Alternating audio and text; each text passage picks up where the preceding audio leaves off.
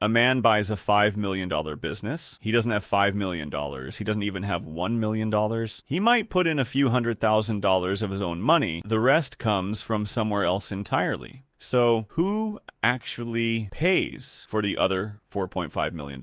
The business does. The technicians keep showing up. The customers keep renewing. The trucks keep running. And every month, the cash the company generates gets used to pay down the exact debt that bought the company in the first place. That's the part nobody mentions when they say, buy a boring business and get rich. Because this was never really a story about laundromats, plumbing companies, or pest control. It's a story about leverage. And once you understand the financing underneath it, you'll understand why some of the wealthiest investors in America aren't chasing the next billion-dollar startup. They're buying the company with the ugliest sign on the street. Part 1.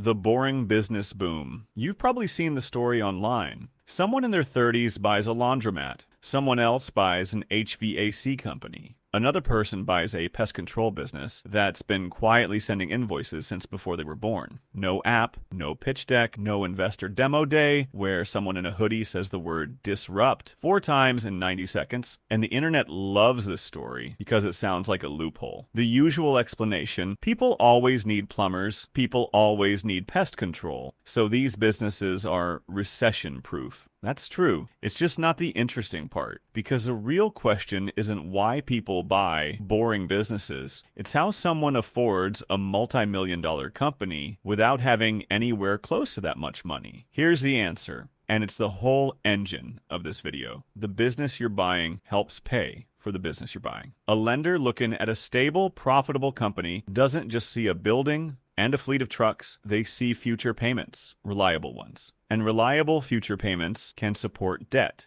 Debt can buy the company. And once you own it, the company's own cash flow can pay that debt down.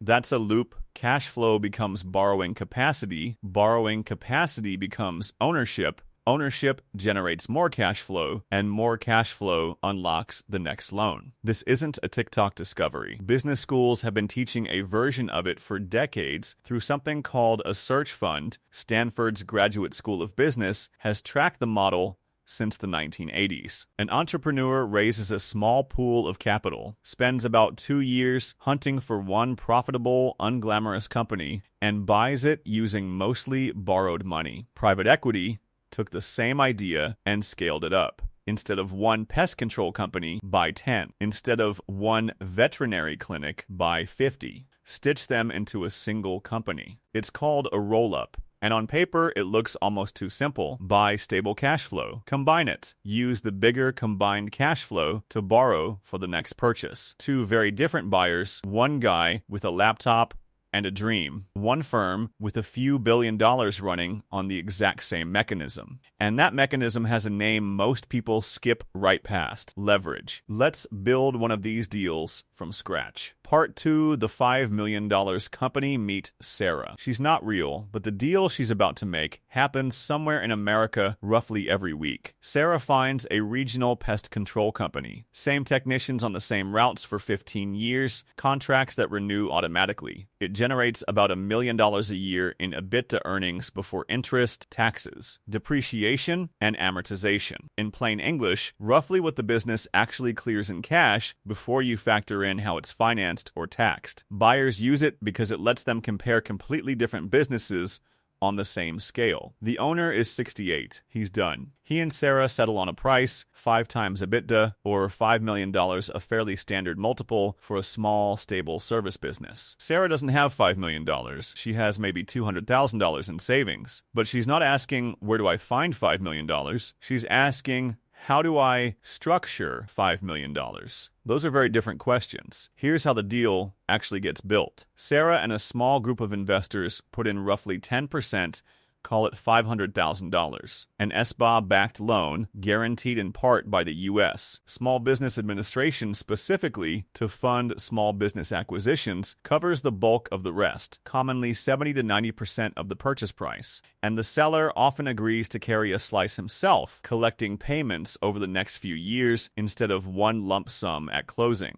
Added up, and Sarah just took control of a $5 million company by personally funding a fraction of it. Now here's the mechanism that makes the whole thing work, and it's completely different from how you'd finance a car. The loan isn't really being repaid by Sarah, it's being repaid by the business. The same $1 million a year in cash flow keeps rolling in after she takes over, and that cash flow services the debt first. Sarah gets paid after the loan, not before it. She didn't buy a company with her own capital, she bought a cash flow machine, and she's letting the machine finance itself. That's the magic. It's also the entire risk, because debt doesn't read your backstory. It doesn't care that Sarah is sharp, or that the company's been profitable for 20 years, or that customers love the service. The payment is due on the same date every month regardless. So play it forward. Revenue dips 15% in a slow year. 2 experienced technicians leave for a competitor. Fuel costs climb. That once comfortable $1 million in annual cash flow gets tighter. The debt payment doesn't get tighter with it. It's fixed. And a business running on 90% leverage doesn't have a lot of runway to absorb a bad year. Sarah's deal is small. Now watch what happens when the exact same mechanism gets run at industrial scale. Part 3, when boring becomes a machine starting in the mid-2010s, the German conglomerate JAB Holding began quietly buying up veterinary clinics across the United States, first a handful, then dozens, eventually building a network encompassing hundreds of practices under its Compassion First and National Veterinary Associates platforms.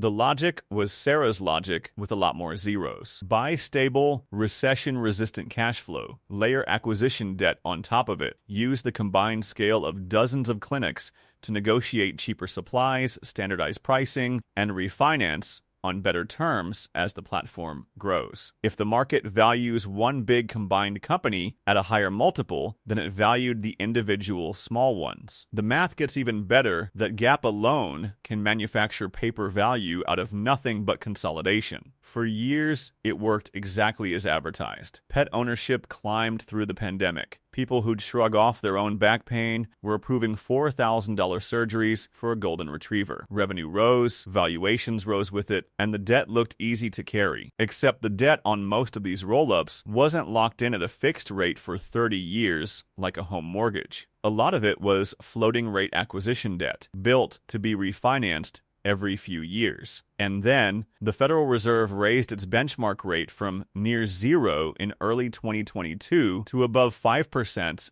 by mid-2023, the fastest tightening cycle in 4 decades. Loans that were cheap to service in 2021 suddenly cost dramatically more to carry in 2023 on the exact same clinics, with the exact same customers, doing the exact same amount of business. Nothing about the veterinary clinics broke. The financing underneath them did. This is the layer every buy a boring business video on the internet leaves out. They show you the acquisition. They never show you the maturity wall the day, 3 or 5 years down the road, when the original loan comes due and the borrower has to walk back into the market and refinance at whatever rate exists then, not the rate they modeled at closing. Part 4 of the bill eventually arrives, which is exactly why recession-proof and leverage-proof are 2 completely different claims. And the version of this story that goes viral online usually collapses them into one. A plumbing company can absolutely keep customers through a recession. A dog owner will still take their pet to the vet. A homeowner will still call someone when the air conditioner dies in July. The demand really can be recession resistant. But if the company that owns those customers borrowed 90% of its purchase price to acquire them, the debt is not recession resistant. It's due every month whether the economy cooperates or not. And this isn't contained to one search fund founder or one private equity portfolio. It plugs straight into the broader credit system. SBA guaranteed loans carry a partial government backstop, meaning the public absorbs part of the loss when enough of these small business loans default at once. Private equity roll-up debt gets bundled and sold off to institutional investors' pension funds, insurance companies, private credit funds, in a securitization process that rhymes structurally with how mortgage debt got bundled and distributed before 2008. Different underlying asset. Same basic move, turn predictable cash flow into tradable, leverageable paper, and repeat until someone tests the assumption that the cash flow stays predictable. Ending the real secret. So, why do wealthy investors keep buying boring businesses? It's not because plumbers are secretly glamorous. It's not because laundromats have some hidden magic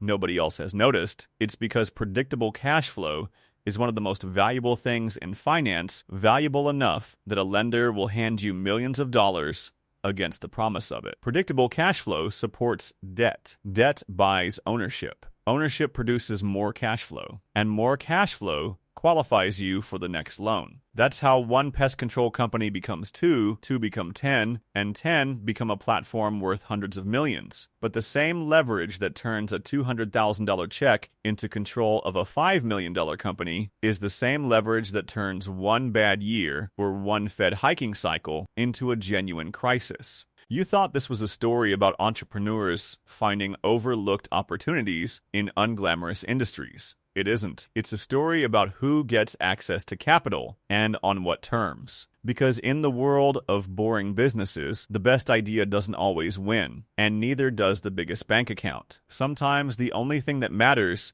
is whether you can convince a lender of one sentence, this business will keep making money. The business was never the interesting part. The debt always was.